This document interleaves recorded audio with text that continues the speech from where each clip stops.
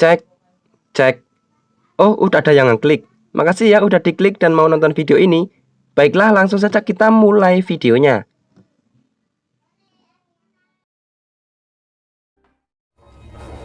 Adegan pertama film Faster dimulai di lokasi penjara, di mana tokoh utama bernama Driver dibebaskan oleh petugas setelah menjalani kurungan di penjara selama 10 tahun karena telah melakukan perampokan bank semasa dulu. Keluar dari penjara, Driver menuju tempat barang rongsokan sambil berlari. Ia lalu membuka kain yang menutupi mobil lalu mengendarainya. Mobil itu memiliki beberapa dokumen kertas, foto, dan pistol. Kemudian dia melihat foto saudaranya yang telah dibunuh. Saudaranya itu bernama Gary. Diketahui bahwa tujuan Driver saat ini adalah untuk membalaskan dendam pada pembunuh saudaranya satu persatu. Di hari pertama keluar dari penjara, Driver langsung mengarahkan mobilnya ke sebuah kantor di Bakersfield. Ia keluar dari mobil, berjalan dan masuk ke dalam kantor. Tanpa ragu ia langsung membunuh salah satu karyawan kantor dan tak peduli sama sekali meskipun kamera CCTV tepat di hadapannya.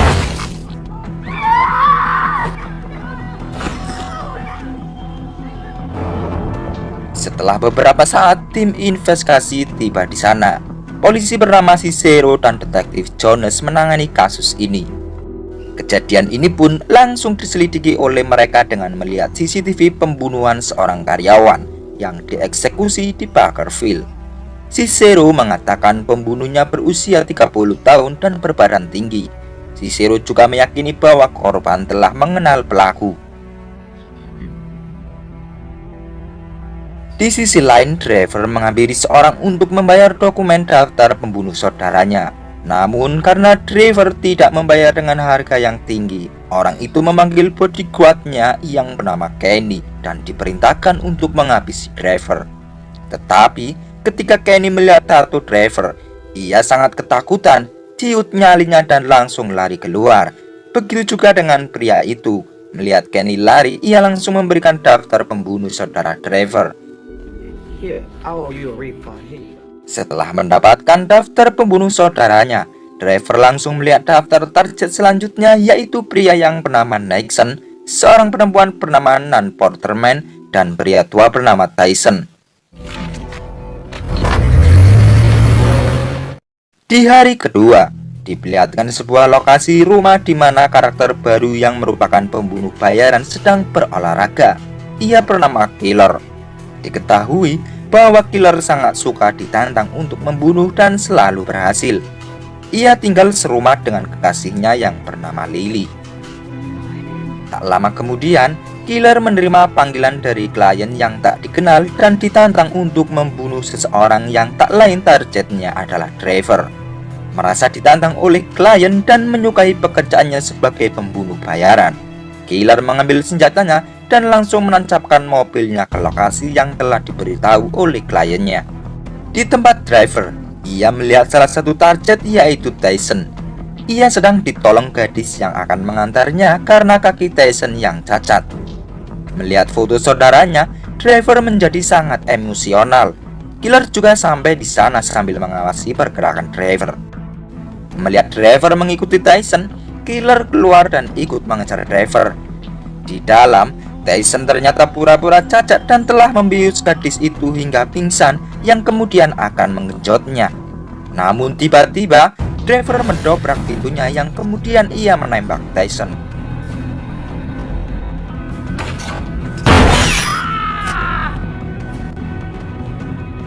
Don't, please, he made us do it. Setelah menembak Tyson, Driver berjalan keluar dan pada saat yang sama Killer muncul dan langsung menembaknya. Tanpa rasa takut sedikit pun, Driver berjalan menghampirinya dan terus menembakinya. Karena Killer bukan salah satu target balas dendamnya, Driver menghindarinya dan bergegas pergi untuk target selanjutnya, dan tentunya hal ini membuat Killer semakin tertantang.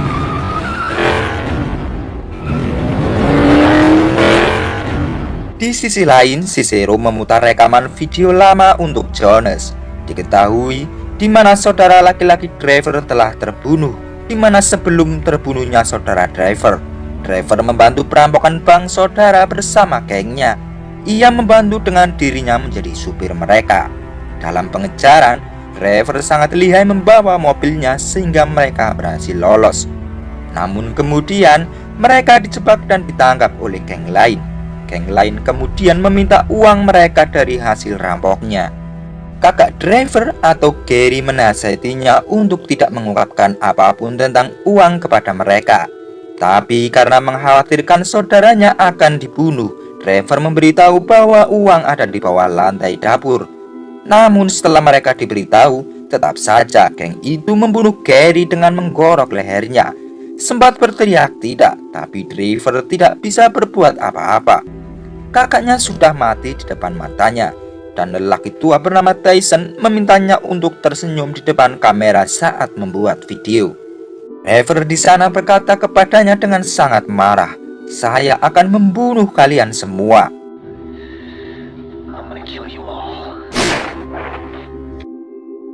Somebody set him up. They killed him. And this guy refused to die, holding the back of his head together. And now he must be going after everyone in that Di tempat lain, ditunjukkan bahwa Driver telah sampai di sebuah motel. Dia menonton berita tentang pembunuhan yang dia lakukan. Menyadari dirinya kini menjadi buronan, ia berencana segera menuntaskan target selanjutnya dan pergi meninggalkan motel dengan mobilnya. Di hari ketiga, pagi harinya Driver sampai di depan rumah seorang wanita yang menjadi target balas dendamnya. Wanita itu bernama Nan Porterman, sebut saja Nan. Nan bersama bayinya di dalam rumah. Nan adalah mantan kekasih Driver. Driver siap dengan pistolnya lalu masuk ke dalam. Di dalam, ia melihat sebuah foto keluarga. Nan mengambil foto itu lalu menamparnya. Nan bertanya, "Mengapa kau datang ke sini dan mengapa kau melarang saya untuk mengunjungimu di penjara?" Dia juga memberitahu Driver bahwa dirinya mengandung anaknya saat Driver di penjara, tapi ia mengaborsinya.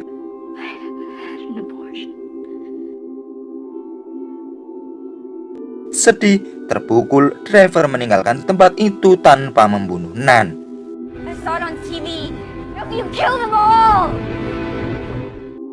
Sekarang target Driver selanjutnya adalah Nixon yang ada di strip club. Driver langsung menuju ke strip club di mana banyak orang berdiri di sana. Nixon juga ada di sana. Dia adalah orang yang telah menggorok leher saudaranya hingga menyebabkan kematiannya. Driver masuk ke dalam tanpa pistol karena ada pemeriksaan ketat di pintu masuk. Setelah masuk ke dalam, Driver mengambil alat seperti obeng lalu mengikuti Nixon ke dalam toilet. Sebenarnya, Nixon di sini ketakutan karena tahu maksud kedatangan Driver di hadapannya. Namun ia memberanikan diri untuk melawan dengan mengeluarkan pisaunya. Pertarungan pun terjadi di antara mereka.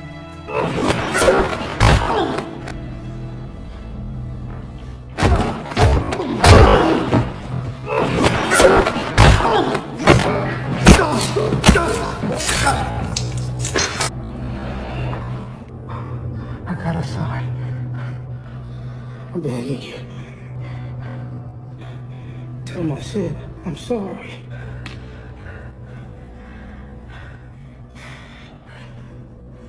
He made us take you down.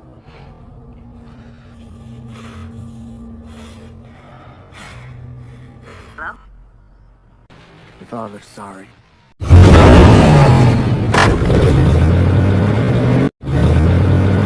Hari keempat, Jonas memberitahu Cicero bahwa ada korban dengan luka tusukan. Jonas menganggap bahwa ini adalah pelaku yang sama dengan korban tewas penembakan waktu lalu. Tapi Cicero membantahnya karena pelaku tidak menggunakan pistol. Cicero juga mengatakan bahwa pembunuhan sebelumnya adalah seorang informan dan Cicero berencana akan menyelidiki kasus ini ke pengadilan. Sementara killer telah bersiap kembali dengan senjatanya untuk melanjutkan perburuannya yang waktu itu gagal. Di sisi lain, Driver mendapatkan kabar bahwa saat mendengarkan radio, target yang ia tusuk semalam ternyata masih hidup dan dalam keadaan kritis sedang dirawat di rumah sakit. Ia kemudian memutar balik mobilnya menuju rumah sakit untuk menuntaskannya. Begitu juga dengan killer yang semakin tertantang menuju ke rumah sakit yang sama setelah diberitahu oleh kliennya bahwa Driver ada di rumah sakit. Driver langsung menerobos ke unit perawatan khusus di mana Nixon sedang dioperasi. Ia langsung menembak Nixon beberapa kali hingga ia benar-benar mati, kemudian meninggalkan tempat itu. Jones yang sudah di rumah sakit langsung mengejarnya dan mulai menembaki Driver.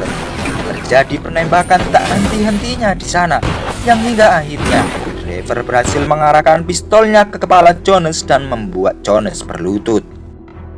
Namun, Driver tidak menembaknya karena ini bukan rencana balas dendam Driver. Terlebih, ia melihat rencana kepolisian yang Jones bawa. Driver pun langsung meninggalkan rumah sakit dengan mobilnya. Namun, dari belakang killer mengejarnya. Ia mengendarai mobilnya dengan cepat hingga akhirnya kedua mobil berhenti di suatu tempat.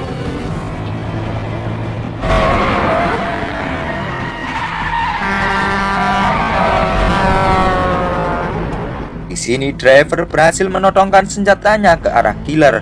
Namun lagi-lagi karena killer bukan rencananya, ia hanya menembakkan senjatanya ke roda mobil killer. Akan tetapi killer yang berniat membunuh membalas dengan menembak Driver hingga mengenai lehernya. Driver dengan cepat membawa mobilnya hingga sampai ke rumah ibunya. Ia langsung menodongkan senjatanya dan meminta informasi keberadaan ayahnya. Ternyata ayahnya telah meninggal 3 hingga 4 tahun yang lalu. Driver merasa bahwa ayahnya dan adik Gary telah menjebak saat ia dan Gary berhasil merampok uang dari bank. Namun, ibunya meyakinkan bahwa ayahnya tidak mungkin tega untuk melakukan hal seperti itu karena ayahnya juga sangat menyayangi Gary.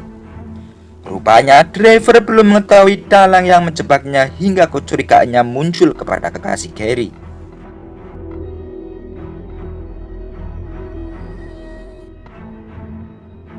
Keesokan harinya di hari kelima, target balas dendam berikutnya kepada Evangelist Alexander yang sekarang telah bertobat dan menjadi pendeta yang mempunyai banyak jemaat.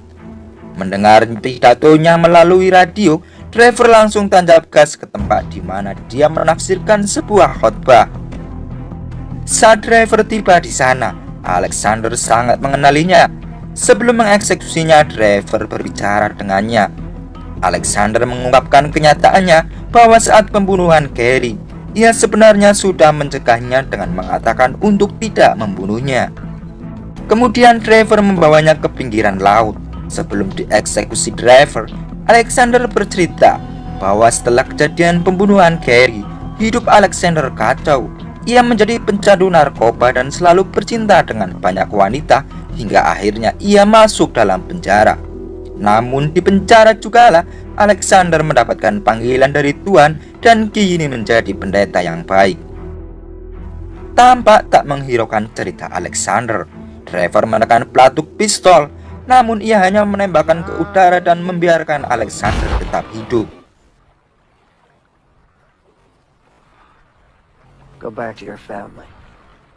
Setelah itu, Driver masuk ke dalam gereja. Ia meletakkan pistol di atas meja dan merenung hidupnya sambil memegang foto dirinya bersama Gary. Driver merasa bahwa misi balas dendam atas kematian saudaranya kini sudah terpenuhi. Namun tiba-tiba, sebuah pistol dari killer mengarah tepat di kepalanya. Di sisi lain, Jones juga telah sampai di lokasi gereja yang kemudian memberitahu Cicero bahwa Driver ada di gereja. Mengetahui itu, Cicero meminta Jones untuk menunggunya dan akan bersama-sama menyergapnya. Tapi Jones berencana bergerak sendiri masuk ke dalam gereja. Di dalam, Driver sama sekali tidak mau melawan killer karena tidak mempunyai dendam sedikit pun kepadanya. Hal itu pun membuat killer merasa terlecehkan. Killer lalu memberitahu bahwa satu target lagi yang Driver belum tuntaskan, yaitu orang yang mempekerjakan killer. Saat killer mau menembak Driver, tiba-tiba Jones datang ke sana dan meminta killer untuk menurunkan senjatanya. Namun killer menolaknya karena ia merasa belum menuntaskan tugasnya. Dan tiba-tiba Jonas menembak kepala belakang Trevor. Ternyata Jonas adalah dalang dari penjebakan dan pembunuhan saudaranya. Trevor sama sekali tidak mengetahui identitasnya, dan juga kekasih Gary sendirilah yang telah berkhianat dan menjadi informan Jonas. My informant down in LA. She told me about it. Setelah itu, terungkap juga bahwa bayaran yang dibutuhkan killer hanya $1 saja. Namun killer menolaknya karena merasa kecewa dan pergi untuk tidak berurusan lagi dengan Jonas. Di sisi lain, Cicero telah mendapatkan informasi baru bahwa detektif Jonas adalah ketua dari para korban yang telah dibunuh oleh Trevor. Kembali ke Jonas, ketika dia dengan bangganya menelpon mantan istrinya bahwa dirinya telah berhasil menghabisi Trevor. Tiba-tiba, sebuah tembakan mengenai dirinya yang ternyata dilakukan oleh Trevor. Terungkap bahwa Trevor masih hidup lantaran penembakan pada saat di gereja hanya mengenai plat besi yang ditanam di kepala belakang. Plat besi itu ditanam saat penembakan 10 tahun lalu sebelum dirinya dipenjarakan. Tanpa banyak bacot, Trevor pun langsung menghabisi Jonas. I'm the demon crawled up out of it.